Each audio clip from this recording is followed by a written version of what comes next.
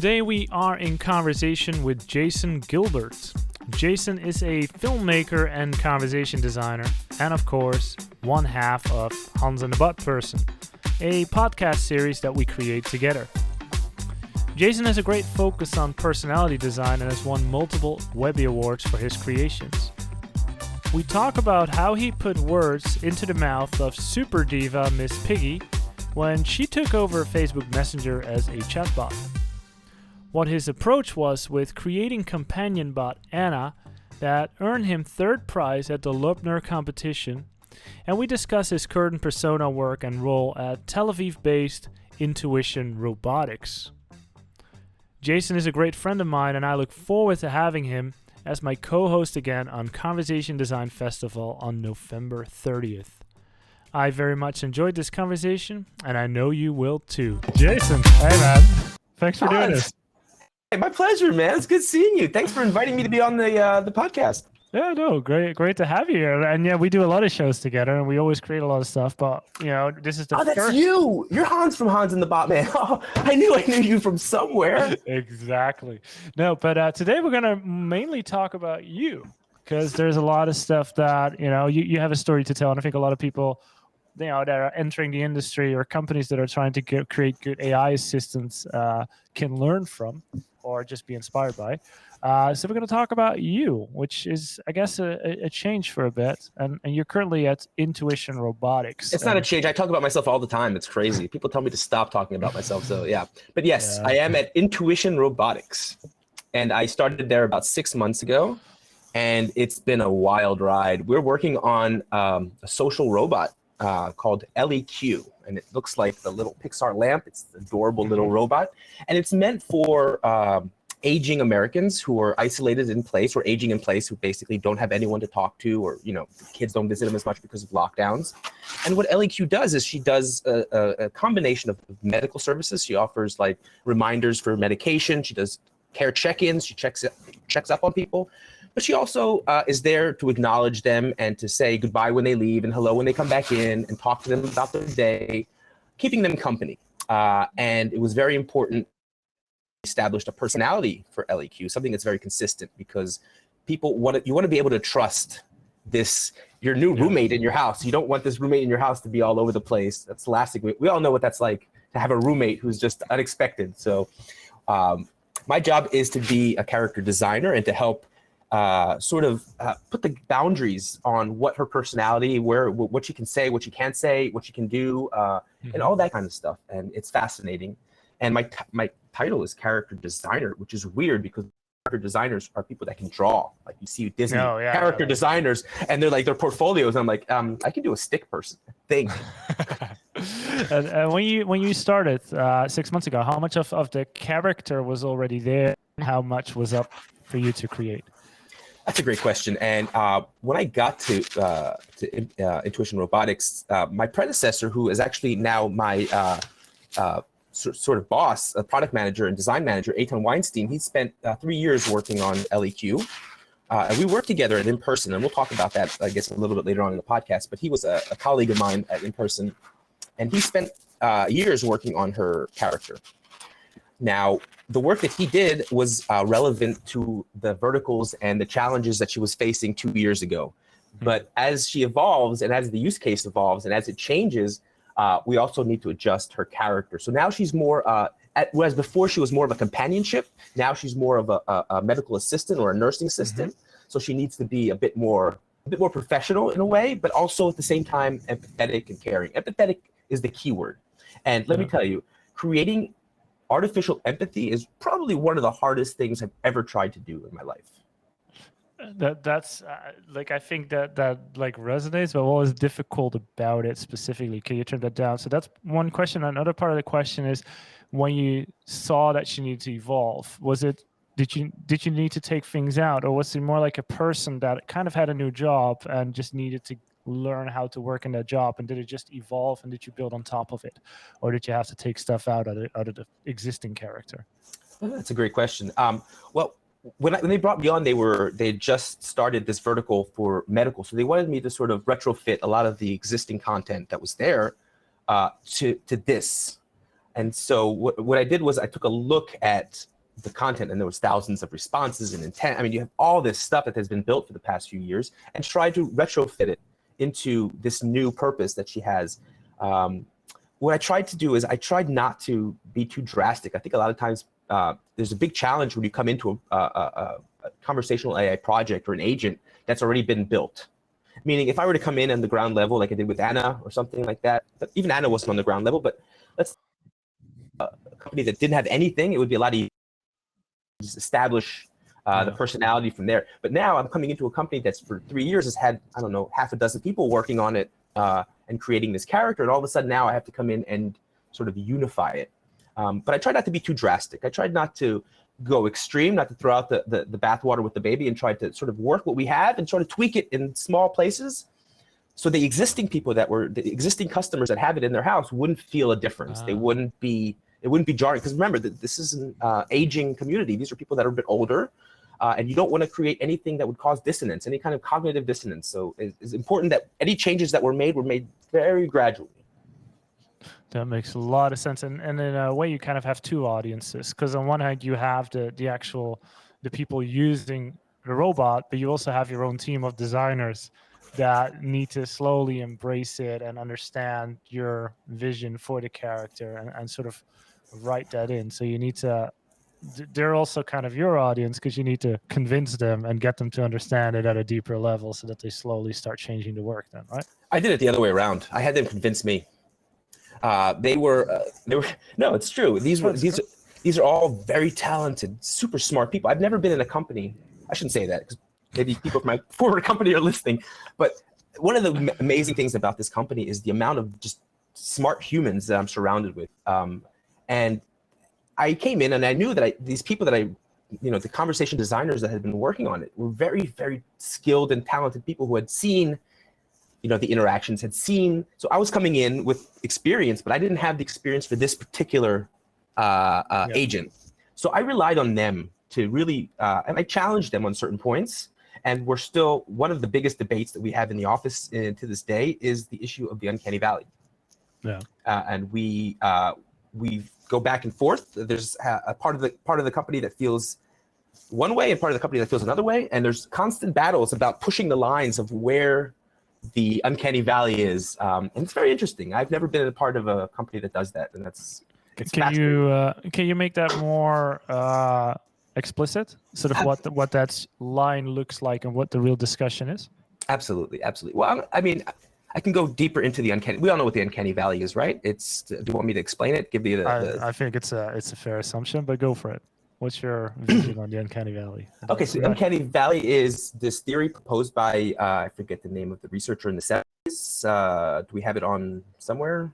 I will Google it as you continue to talk. And he basically said that it's a theory. He didn't say that it was conclusive, but he said that his theory is that the closer to resembling a human, and the more likely it is to create some sort of an uncanny effect where it causes you some kind of nausea or discomfort looking at this thing because it's not quite human and it's not quite robotic. It's something that you can't define, and it basically causes a base instinct in us to sort of be revolted by it. And he gave examples in the valley of like, you can see the graph. There's a very famous graph of the valley, and a lot of companies today don't want to go into the valley. They don't want to scare the people talking to the robot or the agent. For instance, I'll give you an example. I think Sophia, who is very much Uncanny Valley, in my opinion, Sophia the robot. She's very much like, whoa, what's going on here? So one of the things that we're very, I guess, adamant about is transparency. We want to be very transparent that we're a robot. We don't want to fool anyone. We're not trying to, which is a bit of a shift for me because you remember I come from the world of entertainment. I come from the world of let's play with people. Let's play with imagination. Let's dance that line between real and fiction and see, we're entertaining people here. We're not, but here we're providing them with healthcare. We need to be professional. And so we can't have the entertainment aspect. It needs to be all based in some kind of reality. Yeah. So we have this robot that's very much, I'm a robot. I don't have any feelings, right? But at the same time, you need to be empathetic. Yeah. So how do you create a robot who is both robotic and not feeling, but it's also empathetic and very much understands the complexity of human emotions. How do you do that?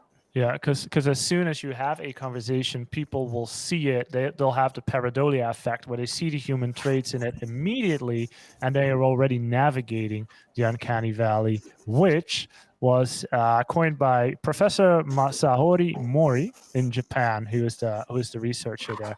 And the reasoning is that when people use a different part of their brain when they interact with something than when they interact with someone. So when the brain is confused of which side of the brain it's supposed to use, that's when you create that very uncanny experience. I'm just going to say real quick that I that this is true. I believe that the uncanny valley is a design issue. It's basically you can create agents that are not in the uncanny valley if you're careful with how you design them and what you present. Yeah. I I like that. Yeah. So design is the way to sort of bridge the uncanny valley, right? Exactly. By being respectful of understanding the corporative principle, understanding human emotions, and being delicate in your design, which has to do with persona. That's always what we say. So having consistent tone of voice. If it's inconsistent, then it becomes confusing, and that confusion leads to an uncanny experience. So that's why character, as you call it, intuition, is key. So then tell me about the empathy. Like, what are some of the things that you've discovered that makes it work, and how do you validate that it works? Okay, so this is a great one. We've been having this discussion at work and it's just, I'm going to bring it up here. We have a lot of people that say to LEQ, I love you.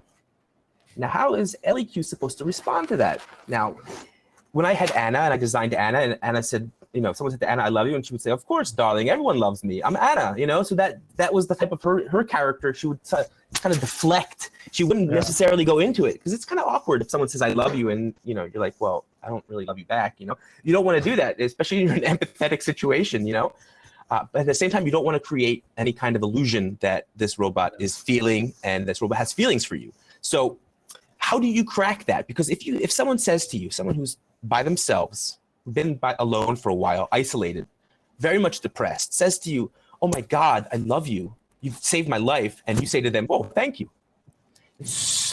Wow. That's like, oh man, that's hurtful. So you've got to reply with something that acknowledges the fact that they said they love you and somehow without making them feel illusion that somehow there's a relationship that happened between us. So this is just one example of how do you create empathy without breaking this fourth wall, without sort of saying it's not a robot. There's a lot of ways to do it if you kind of skirt around the issue that it's not a robot. But once you admit the fact that it's a robot, you have to play by the rules of that game. So yeah, and I think empathy, there's in general confusion about empathy. A lot of people think empathy is about feelings, but empathy is about showing that you understand the other person's situation. And I think with that premise, allows you to design for it rather than, if you have the understanding that empathy is around feelings, then you get into these areas, I guess, with the experience, right? Right, and my argument was always like, listen, she says, I think that it's going to rain today. What's the difference between I think and I think it's going to rain and I love you? They're both driven by emotions. They're both driven by their human emotions, thinking or loving. So what's the difference? If she can say I think, then she can also say I love. So there's a lot of I'm very much on the other end of the extreme, and I try to I really want this to be. I'm all for going as close as possible to the human experience and not even worrying about the uncanny valley, but not everyone is in the same boat. Would your opinion on that have changed if the robot looked more human-like? Because Alec is so clearly not a human, right? It just looks like a robot. So it allows for more human-like elements because the confusion, it's pretty clear that it's just not human. But if it were if it looked like a human, then maybe you have to be more careful. Would that change everything for you, or no? Kind of like, if you look at Anna, she's a classic example of the uncanny valley. She's so uncanny, it's ridiculous, but it never bothered me because to me it's always like a play.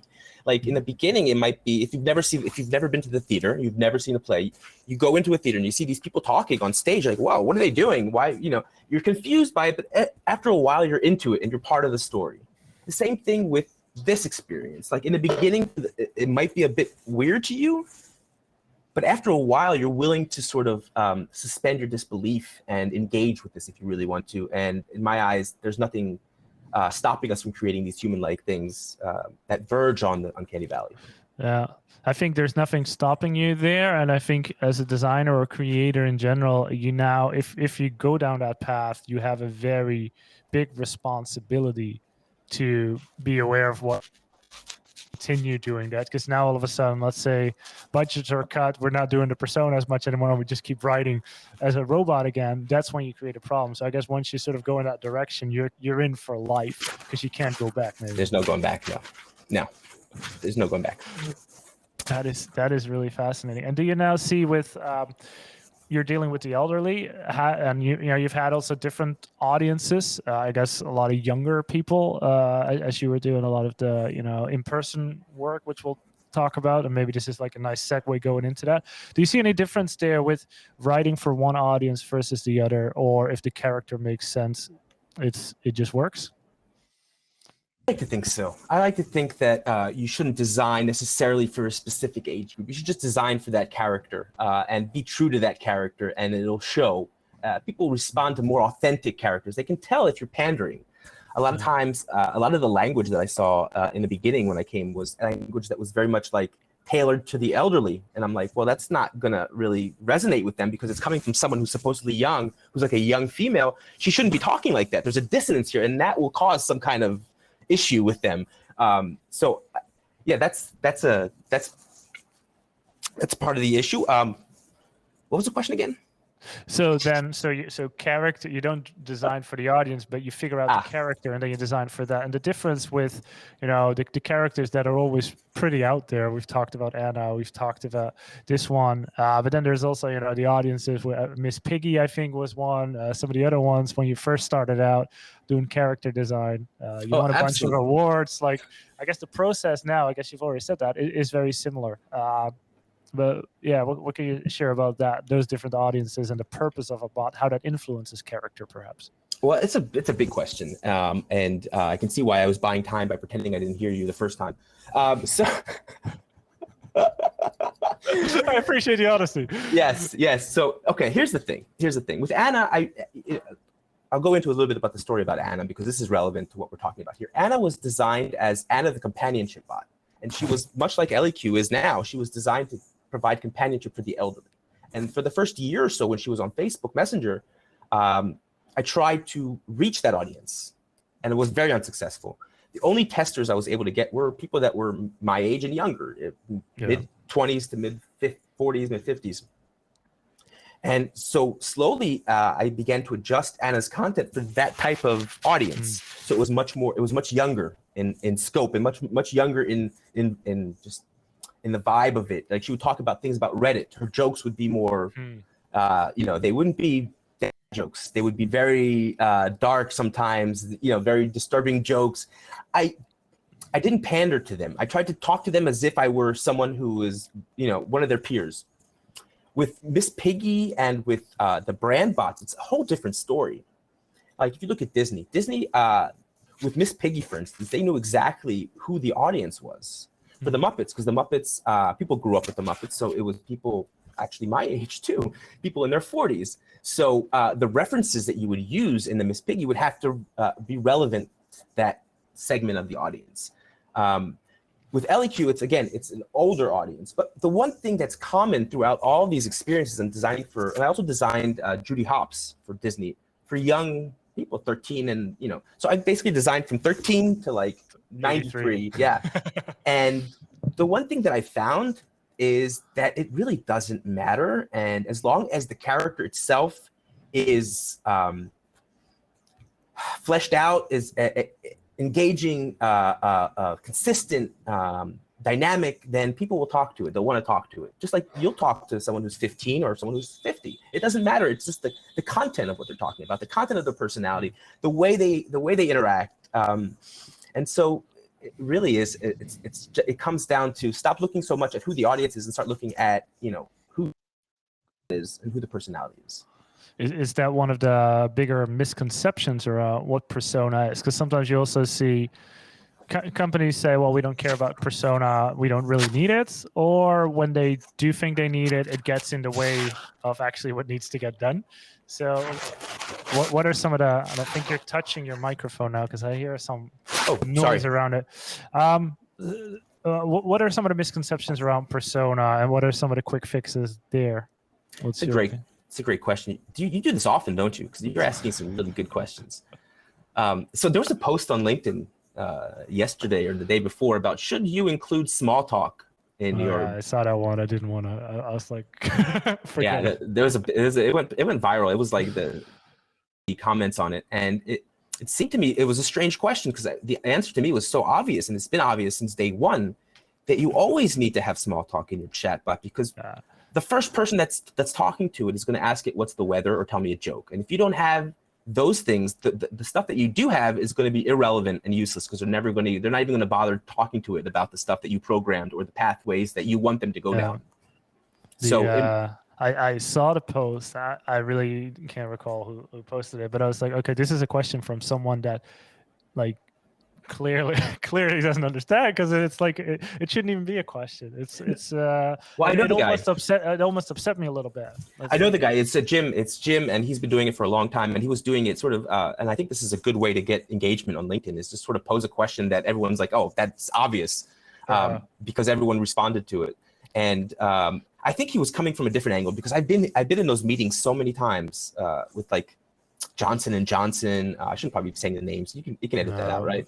Pharmaceutical companies, North Korean dictators. Yeah, well, all kinds of companies. Yeah. All kinds of companies. And so a lot of times you present them with, okay, well, what about the personality of the bot? How do we? And they're like, well, there's no personality. We don't have budget. We don't have time. We wanted to just answer the questions. And I'm like, okay, but you need a personality because people are going to ask it. And if you don't give it a personality, they're going to apply a personality to it, and one that's not necessarily in your brand or in your voice or something that you actually are happy with. So you might as well get ahead of that and give it a personality because you're going to get there anyway. You do it now, you save yourself a few rounds of frustration and bugs and angry users. So it's up to you. And most people end up not listening to me. So. Yeah, but I guess there's always there's two things, right? So there's persona, which is the character, and then there's personality content. And I think that's also like you always need persona because you got to figure out how to write, where the words even coming from. And then personality content, that's like the fun stuff around the persona. And particularly if the project is small, you don't have that much to offer yet. That's when you want to have the personality content around there so that people have a good experience and can have some fun. And it helps you use the personality to justify why you don't have much content in there. Yeah. Be like, maybe the personality is someone who's just his first day on the job. You know, I don't know much about the company. So they put me here first day. I'm answering phones, the virtual assistant.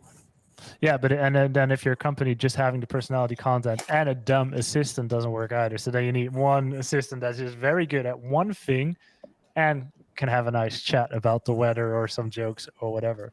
So these we see that everywhere. But oftentimes persona is an afterthought where actually it should be the first thing you need to be thinking about. Yes. And a lot of times it's like, who's your dream employee for these conversations? Like who would do that? Or your dream ambassador? It can be anyone. Yeah. So Anna, she comes up a lot. She's the biggest project of your life. You'll probably continue doing this for another 20 years with Anna. You might end up marrying her. I don't know. You'd have to explain that to your wife, I guess. But tell me a little bit about her and maybe your mentor in this project and how did it really originate? What was the goal? What's the vision for it? Why do you care so much? Wow. Okay. So much to go over. Just throwing it out there, man. Yeah. It's a great question. And I love talking about Anna. I just, full disclosure, I'm no longer at Cocoa Hub and I no longer get to work on Anna. So she's not mine anymore. I haven't been able to work on her for the past 6 months. But up until 6 months ago, Anna was the project of my life. And definitely I tell people that I spend every morning, 2 to 3 hours every morning going through conversation logs of people talking to Anna from around the world and just improving conversations daily.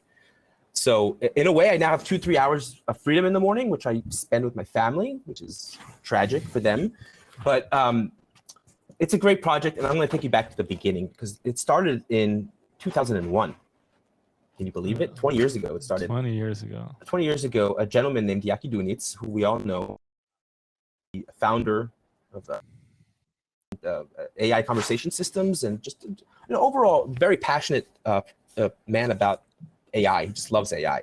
And in 2000 or 2001, he started a company called AI, and the goal of the company was to pass the Turing test, to create a robot that could pass the Turing test. That's when you know you're early in the market, where you could still just call a company AI. That means there were no AI companies yet, right? A-I.com is their website. So yeah, they were pretty early into the in the early days. And so what happened was he partnered up with a guy named Jason Hutchins. Jason Hutchins won the Lowell in 1997. Jason Hutchins was an Australian researcher, genius, and he built a platform, a conversational platform, which is called VP, Virtual Person.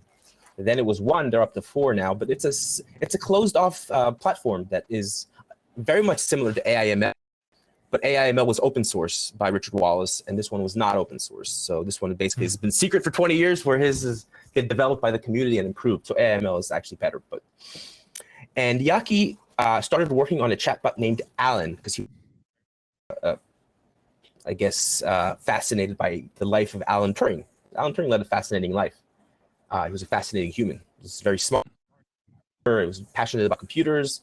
And so he made a virtual Alan Turing. And this virtual Alan Turing spent about, I guess, from 2001 to about 2015, 14 years, just talking randomly to people on the website. And so he would occasionally update the content, but he was pretty much pretty tired of the project when I came in 2016. And I was like, well, I'd love to start working on this. And actually, I'd love to change her gender and turn her into Anna and make her a companion bot. And I had all these ideas, and Yaki was like, I don't care, do whatever you want. So he basically gave me the keys to this abandoned, I call it, personality it was kind of all over the place, because there had been like 15 writers over the years that had worked with him. So there was a lot of, this was a great preparation for LEQ, because it forced me to like take all this stuff and try to in a subtle way, try to basically weave it all together. And what I decided was, hey, this could be a great, my parents were moving to Florida to a retirement village called The Villages. And I was like, I don't really want to talk to them that much, but I could probably create a skill that would talk to them, that would sound like me, kind of, would be funny and entertaining and make them laugh and keep them company. And Anna was born. And so I created Anna. And everyone laughed at me for about a year at in person. Everyone was like, oh, you're making a sex bot, aren't you? I'm like, no, it's companionship. I'm helping people. They're like, oh, you sicko. And I would get nasty looks. Oh, you sick bastard. And everyone was like, I'm like, no, seriously. And I think everything changed in 2019 or 2018, actually. She participated in the Loebner, in the Loebner Prize competition, and came in 3rd place behind Mitsuku. And after that, it was very nice. Mitsuku always wins. What are you going to do, right? People started taking me seriously, both in my company, in the community, and they realized, oh wow, this is actually something interesting. And after 2 years of being mocked and ridiculed, I thought, wow, this is a nice comeuppance. Here you go, in your face, people. It's happening, yeah. It's happening, and then I spent the next year preparing her for the 2020 Loebner, which never happened because of, obviously, Corona. And by the time May 2020 rolled around, she was, I think, almost as good as, I'm not going to say as good as Mitsuku, but I'd like to think, I would have loved to see a competition today between the two of them. Well, you can have them talk to each other, right? No. Well, not with the virtual avatars, because now they both turned into virtual avatars. So what happened was in 2020 or so, this whole idea of virtual avatars started to boom. Now you see a lot of companies offering it. You see, I think I've seen 5 different companies offering these video avatars with varying degrees. If we're talking about the Uncanny Valley, with varying degrees of reality and realism. But at the time in 2020, Coco Hub was rolling out these new video bots.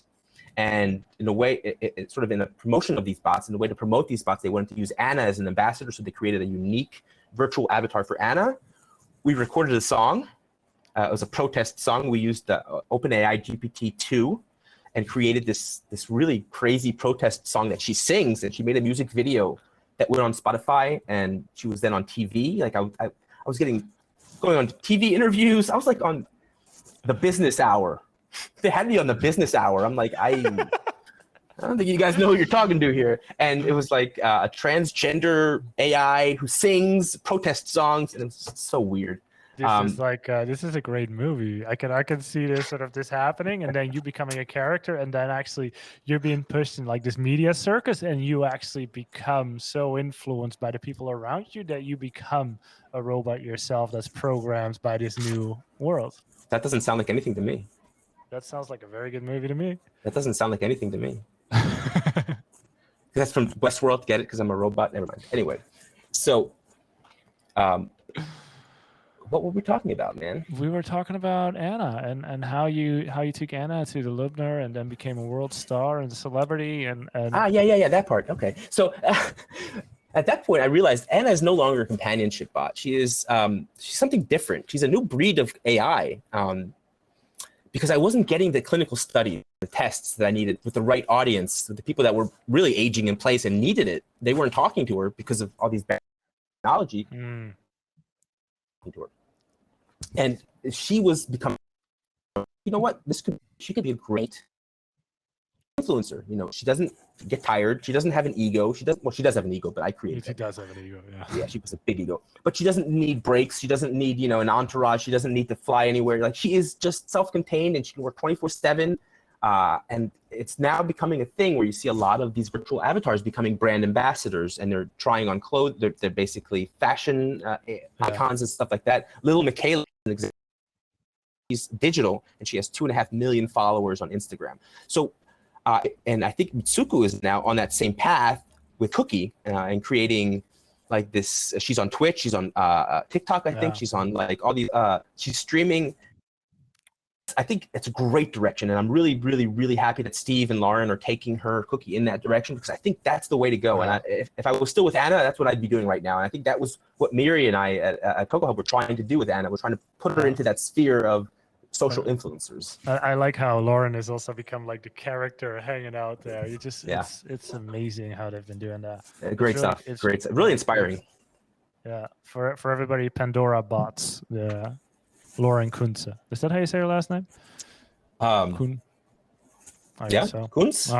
Kunze. I don't know. But I'll have her on and I'll ask her.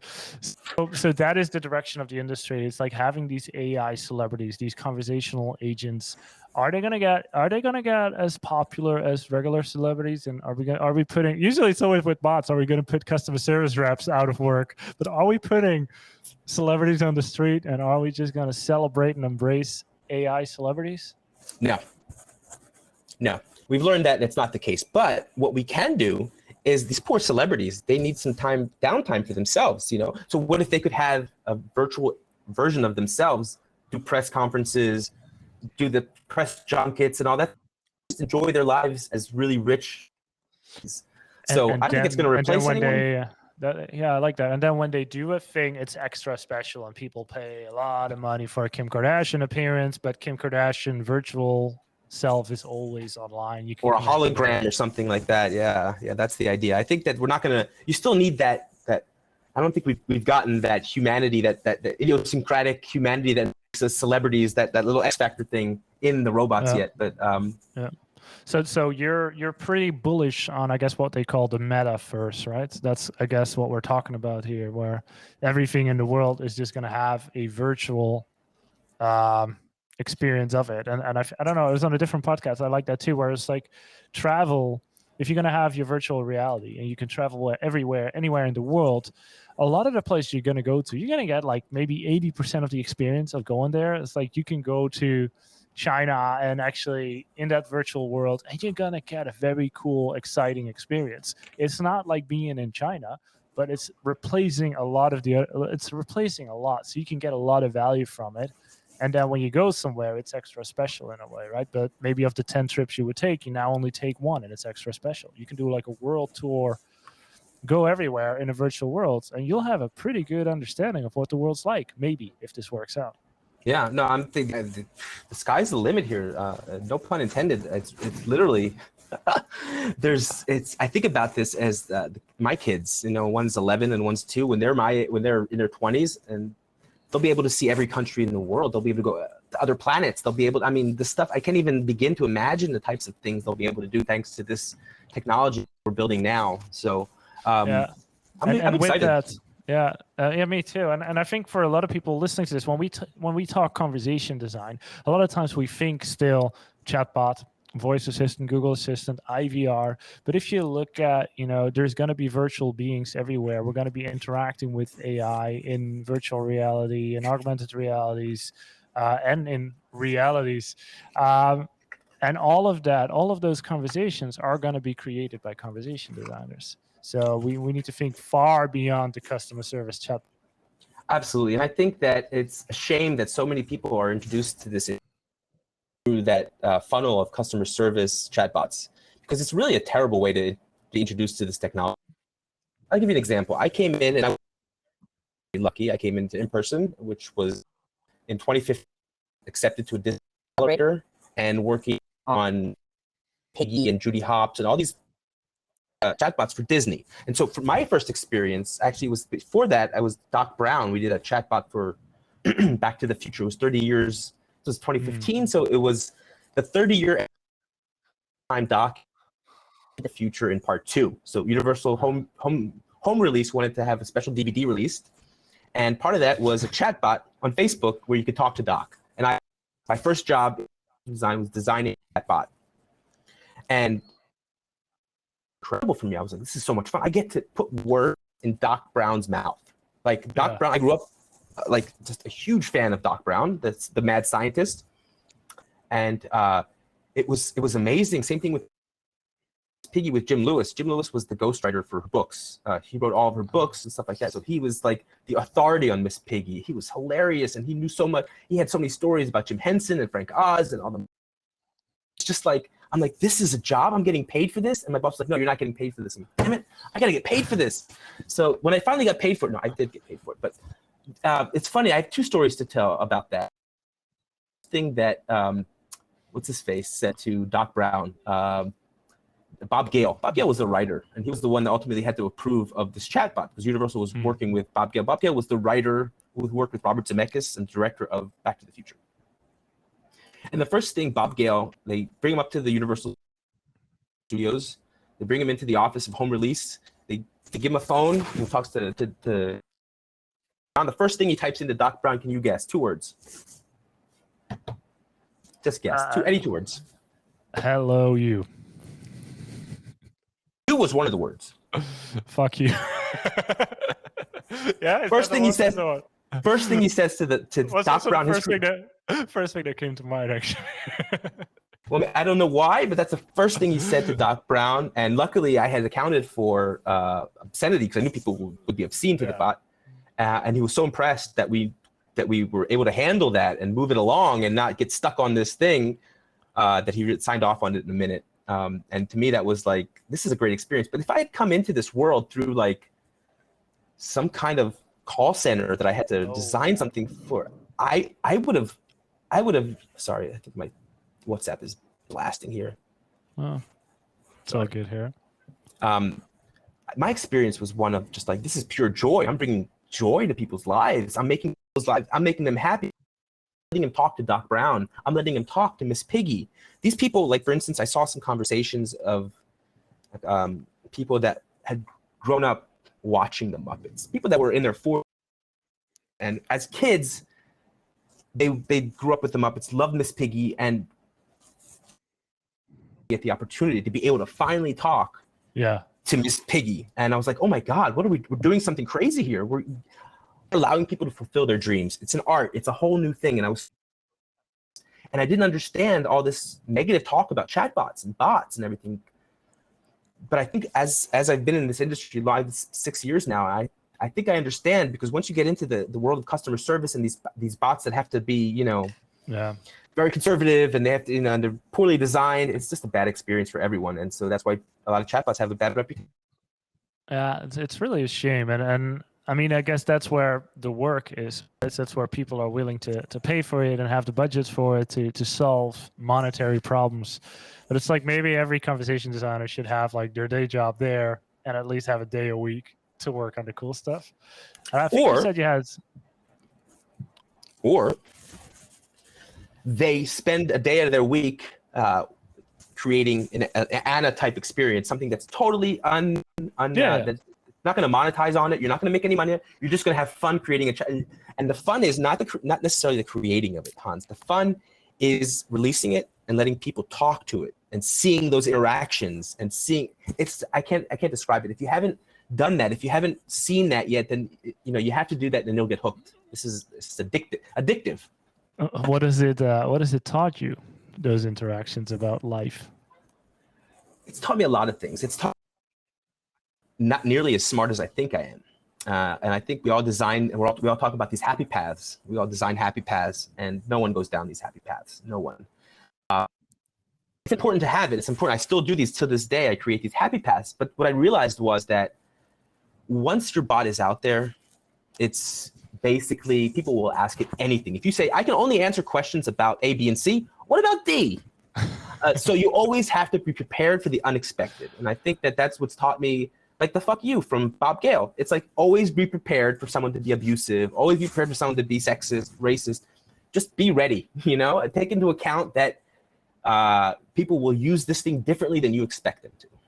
And what does that tell you about humanity?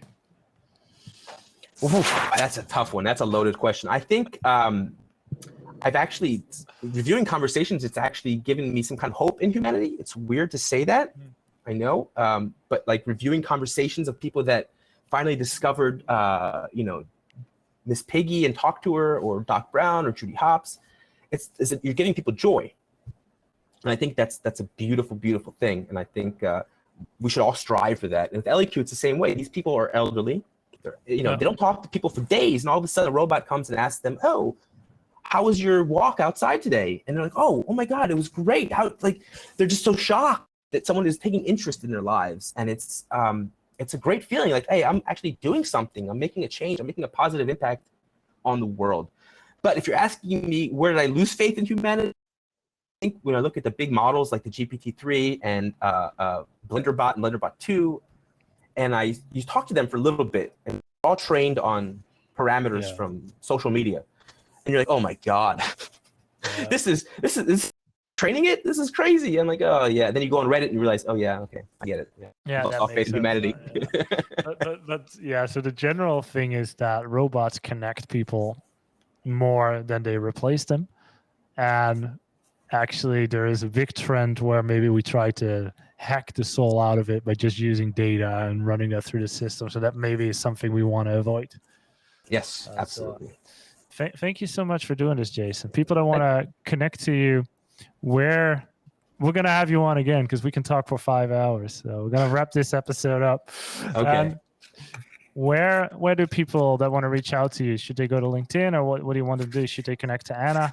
What's the best way of doing that? Listen, I am very accessible on LinkedIn. I share all the time. I'm always open. People always reach out to me. I'm happy to, it's one of these things where conversation design is a relatively new industry, and you and I are we've been here quite a while. So we're considered like knowledgeable in this field. So I get a lot of people asking me stuff, and I'm very happy to share. So reach out to me on LinkedIn, send me a message. Don't be shy or embarrassed. I answer everyone, even the crazy people that just be like, I answer everyone. So really, how many messages do you get a day? I mean, not that many, but I do get messages. But I answer every single one. That's very impressive. Like, yeah, you spend a lot of time on LinkedIn. I don't know how you do it, but it's very impressive. You got to teach me. Can you make an academy online that teaches me how to navigate LinkedIn? The trick is to get married and have kids, and then to just ignore your duties as a father and husband. Right. I'm on LinkedIn, honey. I'm on LinkedIn. I got a business meeting, honey. Yeah. It's great seeing you, Jason. Thanks. It's always great to see you, Hans. Thank you for having me on, and let's do this again sometime, man. Hey there, you made it to the end. Congratulations. I really appreciate that. I know you're busy, so you've listened to a full episode, so congrats on you. Great job. So now what should we talk about? No, I'm just kidding. First of all, thanks. Second of all, if you want to learn more about Conversation Design Institute, I highly recommend that you go to the website conversationdesigninstitute.com. And there you can sign up for a free account and start your learning journey. So you can learn about, AI training, conversation design, conversational copywriting. There's lots of technology courses. So now that you've gathered these technology agnostic skills, what are you going to do next? Are you going to learn about Allen App, Qbox, Rasa, Cognigy? We have all these different technology courses as well. So there's a whole portfolio. So I recommend, going there, creating a free account, watching a few videos. If that's enough for you, great. If you want more, you can just enroll and become a certified professional. These courses are really good if you are, an individual designer, writer that wants to learn about conversational AI. But if you're an enterprise and you're looking to scale up your team, lots of enterprises onboard their entire team to these courses to scale them up quickly. And it's also an option to add extra workshops with that and extra coaching sessions. So you quickly get that enterprise team where you want it to be. If that's a little too much, maybe there's also papers you can download on the website, maybe learn a bit about how we've helped Vodafone scale up 100 people in different countries, in different languages, using different technologies, creating the Toby chatbot in apps, on websites, in voice, all these types of things. So you can learn about that too. The best way to stay in touch, follow the podcast. You'll hear all the latest updates. Say hello on Twitter. HVDAM is my handle. Stands for Hans van Dam, obviously. Or just type in my name on LinkedIn. I post regularly. I like to engage with people there. So feel free to do that. So again, thank you so much for listening to this podcast. Happy to meet again for the next one.